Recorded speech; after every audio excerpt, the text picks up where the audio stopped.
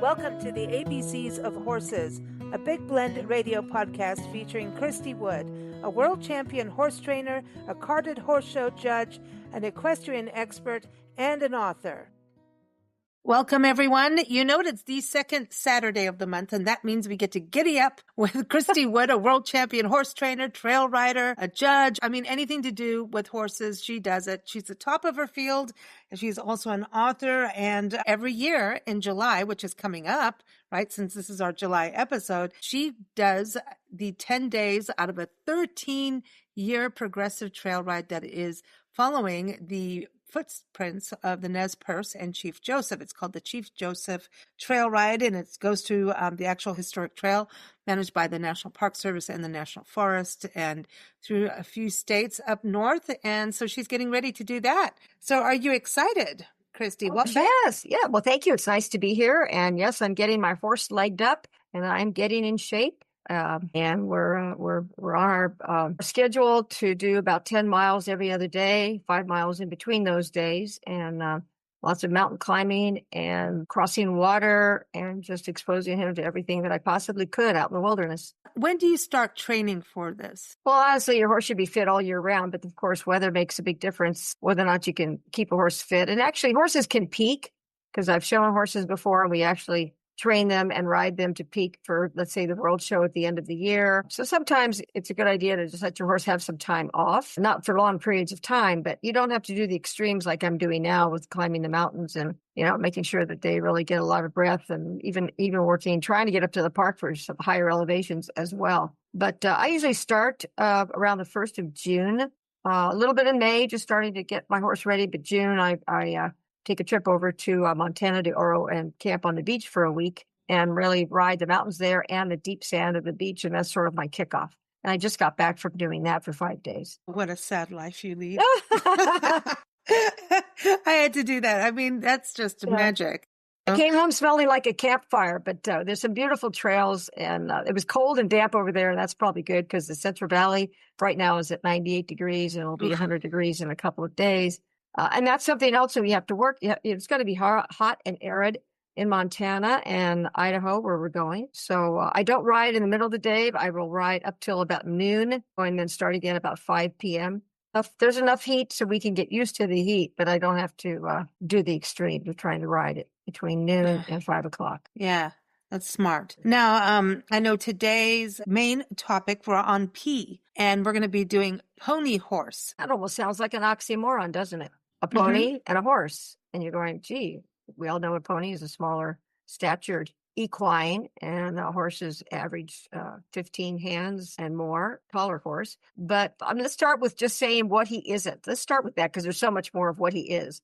What he is not, what a pony horse is not, he's not really, generally speaking, he doesn't have to be big, though it might help. A larger statured horse would definitely help if you have to deal with some unruly larger horses as well. But the prime example of that is my other book, Ranger, the Little Horse with the Big Heart, was a fabulous pony horse for all the young foals that I was raising, and he was only 14 two hands. But I tell you what, he checked those babies. He taught those babies. He was gentle and kind to them and really gave them a lot of life lessons just in the process of ponying. But then also this pony horse doesn't have to be perfectly groomed like you're going into a horse show. Doesn't have to be a horse show winner. He may not work cattle. He may not be a cutter. He may not be a horse that you've ridden in parades. He may not jump the highest fences. And we talked about that at the last podcast. But what he is, this is what is so important. What he is his heart is bigger than his body. And that's what makes a great pony horse, is a horse that's confident and solid in the way that he's been trained. He's happy with the way he's been trained. He's solid and has a good communication with his owner and is willing to tolerate the nonsense that a young horse can project towards him when we go out for rides. And mainly I use a pony horse for training my young horses in the beginning. So when they've been weaned from their mothers, if I can't ride the mothers, and most of my brood mares that I've had, I could ride. There's been an exception of a few that I couldn't. The mother makes a great pony horse as well because the foal is comfortable while it's obviously following its mother. But when they're weaned from that mother, that's when I used Ranger quite a bit. And I have several other horses now that I can use as a pony horse. And that pony horse's job is to lead and to show confidence through all the natural obstacles that you could find out on the trail to start with. Okay. You also will use it possibly in the arena, teaching a horse how to stay up with the lead horse, which is a pony horse, to trot and even canter, to get a comfortable lead, balance. We talked about that, even training them to go over some obstacles in the arena. But mainly it's for, I like my horses, whether they're going to be show horses or trail horses, or even in parades, whatever I'm going to do with them. I really want them comfortable with, obviously, the more natural elements of, I call it the real world, of being out there on the trail, on the mountain trail, around trees and water and deer, wild pigs, turkeys and coyotes and everything else. So a good pony horse is a solid horse that none of that will affect. And he's comfortable in his own skin, and he's going to be patient with these younger horses when they try to either go past him or try to bite at him or kick at him or refuse to go forward. There's so many different scenarios here. And that's what a pony horse has. So he's a salt of the earth. That's right. That's right. Yeah. When you say all this about the pony horse, I'm in the wild, when you go on these treks, like what you're doing with the Chief Joseph Trail, do you ever use a pony horse in that circumstance? Because it kind of also reminds me of how some people have used mules and even donkeys in history. It's kind of almost on that vein, but not, right? So a pony horse could also be a pack animal to carry packs, because they're going to follow a lead horse or the lead pack mule. So in a sense that a pack mule could become a pony horse. But to answer your question, no, we don't allow pony, any kind of horses on the Chief Joe. Each horse needs to be individually ridden.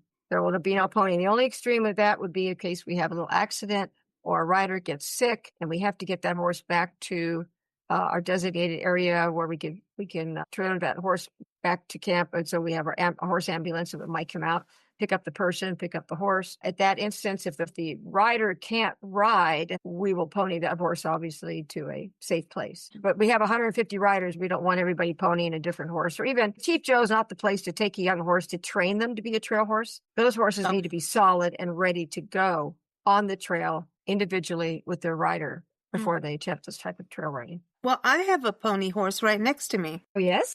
Yes, it's a Great Dane.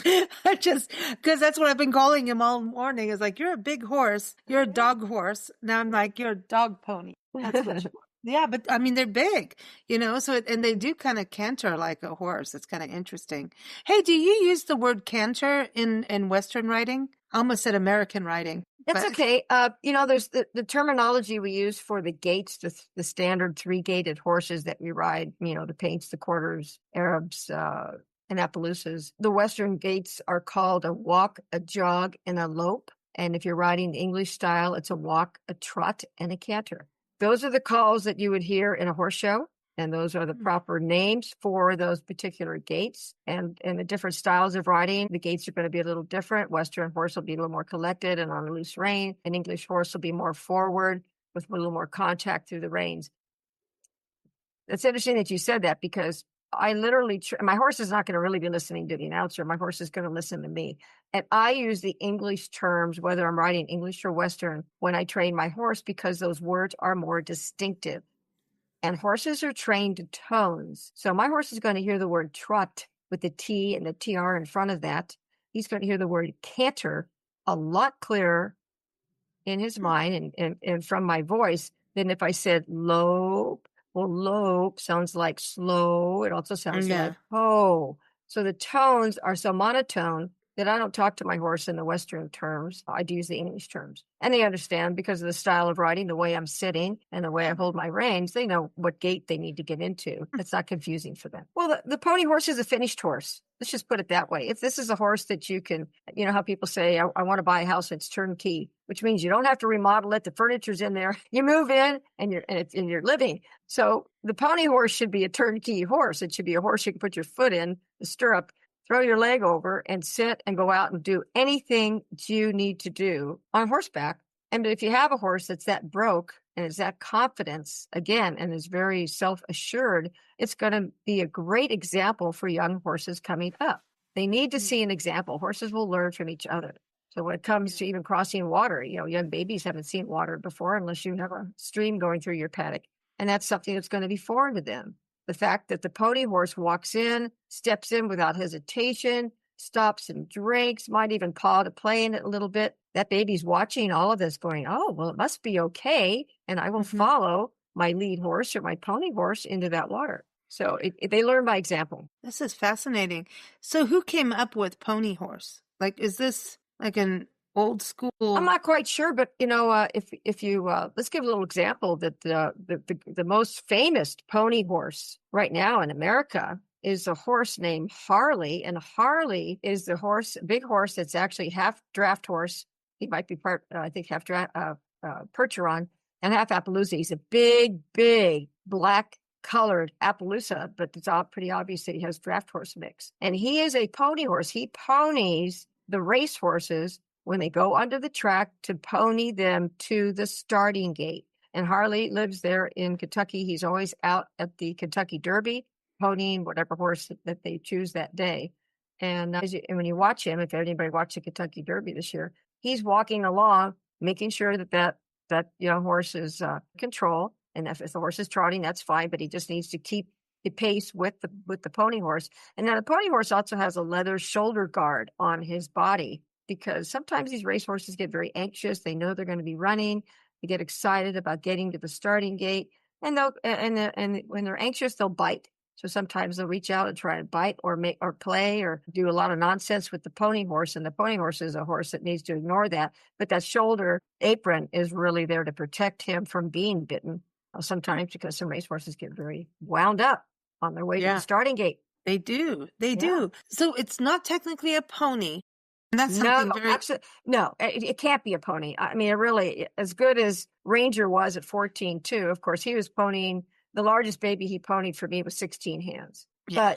But, these race horses are wound up, and that on the racetrack, you need a good solid horse that's got some substantial body to them and some height, because they have to control a large thoroughbred with a lot of energy. So a little pony just really wouldn't work. I'm thinking back to, when I think about the Appaloosas, being bred by Chief Joe, and Nancy and I got lost out in Chaco Canyon out in northern New Mexico and went around the corner, and there were these horses, but they were like, they're ponies. I don't know if the Navajos ever do anything with horses that you know of, because they were like little. I think we were on reservation land, and they were little, man. They almost looked like donkey crossed horse. Like, what color were they? Were they dark? They were dark chocolate. Okay, so they didn't have spots like an Appaloosa. No, but I saw those on our way from Oklahoma into Texas just the other day. We saw, and it was just so many spots, and it was almost like I wanted to say a painted pony. I don't know. And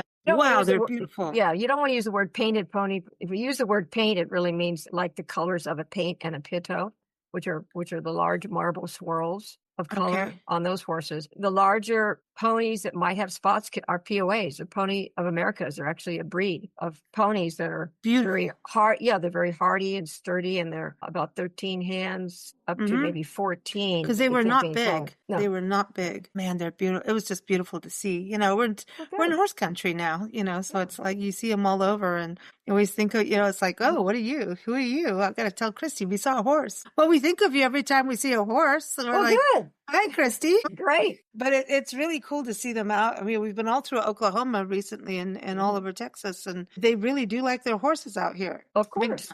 Yeah. Yeah, there's many different breeds out in Oklahoma. Wow. Yeah, because I was wondering about that with the Native American culture. If any other tribes were doing like what Chief Joe did with horses. They might have. Unfortunately, I don't know that much about the other tribes. I'm sure they raised some pitos and some paints, but I'm just really wrapped up with the Nez Perce because of the Appaloosa horse. Yeah, it's fascinating. So I can talk to you a little bit. Let's talk a little bit about how we actually pony a horse. Let's get into the that's what I want to know. Yeah, a little more technical. Personally, when I pony a horse, I'm going to use a Western saddle. I need that saddle horn in front of me to dally, which means to wrap my 10-foot pony rope around that saddle horn, just in case the young horse bolts, he spooks, or he resists and doesn't go forward. I need to make sure that I don't get pulled out of the saddle if something should happen. So I usually, most of the time, 90% of the time, I'm wrapping my pony rope and dallying it around the saddle horn. And then I try to keep that young foal or young horse, it could be up a horse, even 2, maybe even 5, a horse that's rehabbing. horse that's coming back possibly from an injury, even a pregnant mare that needs a little bit of exercise without being ridden. But any horse that I pony, I make sure that their head stays at my knee. I really don't want them to drop back too far. You definitely need to be careful to make sure that pony rope does not get stuck under your horse's tail, which would be very uncomfortable. And you may end up having a big rodeo if that happens. Some horses are not comfortable with that. The horses that haven't been trained with a crooper, meaning a back strap that goes under the dock of the tail behind the saddle, will be very uncomfortable with the rope that's caught under its tail. So you got to pay attention to that. You've always got to be looking back, but I like to keep their head right at my knee. Now I'll give them more length if we're, let's say, going into water and I have all this space in front of me, and they'll see my horse walk in and they may just be standing on the bank going, I'm not sure I want to go. And that's why I like to have that length of 10 feet, is to give that horse a chance to analyze what's happening, watch the example from the pony horse, and then eventually they'll want to join that horse either over a log or down the trail or in the water. Wow. This is so cool, like how it all works together between all the horses, you know? Right, and then also the other part of the equipment. Now you can definitely make sure you have your flank cinch on and a breast collar, because your saddle's going to get tugged and pulled. Even with the yearling that doesn't weigh as much as obviously the pony horse or a regular sized horse, those young horses want to resist, and they spook and they jump sideways. I mean, your saddle's going to get a good tug. So make sure you have it cinched up correctly, the flank cinch and additional breast collar. And then I like to pony only with a nylon halter that is structured. And I'm trying to say this in a nice way because I don't want to offend people that love their rope halters. But the rope halters are for a finished horse. It's difficult to pony a young horse with that because their head's moving constantly, either turning away, trying to zoom out and get in front of the pony horse. There's a lot of things that can happen. And those rope halters just slide around on the head too much. And actually the side cheek pieces, if they get pull hard enough, are going to turn and come up over the horse's eye. I mean, they don't stay solidly on the horse's head like a nylon halter would with a buckle and a heavy throat latch and a big strap across the nose and the cheek pieces. So when I'm lunging or when I'm even ponying, I like those nylon halters because they fit the horse's heads so well, and they can resist all the pulling that's going to happen on that horse's head, on the young foal or horse that I'm ponying. So I prefer the nylon halter. Got to be, yeah. So nylon, do you prefer that also with other horses or specifically the pony horse? Well, not the pony horse. It's on the horse that I'm ponying. You're ponying. So that's the horse, the yearling, right? The yearling or the 2-year-old or the older 5-year-old horse that I'm rehabbing, they will have a nylon halter on. And I personally don't use, I have one rope halter that I use, but I personally don't use those because I've been in a lot of situations where the nylon halter has really kind of saved us a little bit. And they can't slip out of a rope halter or it doesn't give way because it's tied on. If there's enough pull, sometimes they can come undone. And again, they can slip off a horse's head very easily. So I just prefer the nylon halter under my bridle when I'm riding on the trails, and the horses that I'm ponying, I use the nylon halter, and the horses that I'm also lunging. Thank you for listening to Big Blend Radio's ABCs of Horses featuring Christy Wood. You can keep up with Christy and learn more about her services and her books by going to her website, wdnhorse.com. Keep up with Big Blend Radio at bigblendradio.com.